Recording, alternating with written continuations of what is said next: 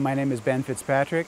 What I'm doing here in the park is trying to compare salamander communities in streams that were affected by the fires in 2016, fall of 2016, versus streams that were not affected. So trying to infer to what extent the fires have had an impact, positive or negative, on the diversity and or abundance of stream-dwelling salamanders.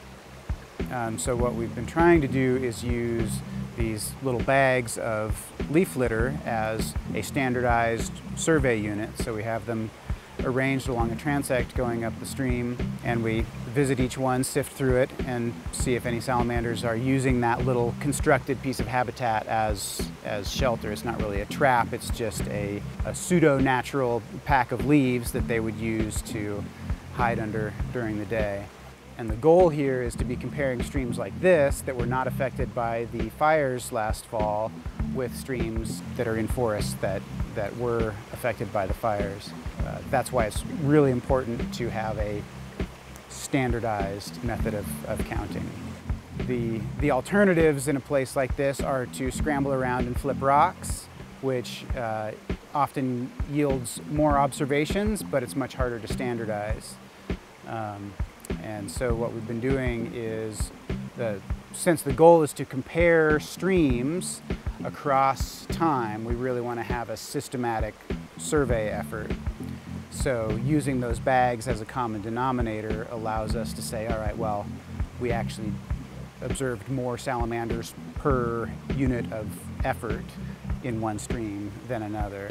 This is the Southern Appalachians. This is known as the salamander capital of the world because there is more diversity here than anywhere else. Salamanders are amphibians, which means that they are, at least in some sense, creatures of both water and land. There are whole groups that would prefer never to actually touch water like in a stream, but they are still dependent on a great deal of moisture. They respire through their skin. Their eggs need to be moist. And so where you find salamanders is in relatively wet areas. Salamanders are a little bit different in having their diversity tending to be concentrated in temperate areas like this. And so you find here in the Southern Appalachians, in moist forest floor, a distinct community of salamanders that are very much creatures sort of the soil. And then in streams like this, a completely different set of salamanders that are playing back and forth to some degree between life in water and life at least a little bit outside of water.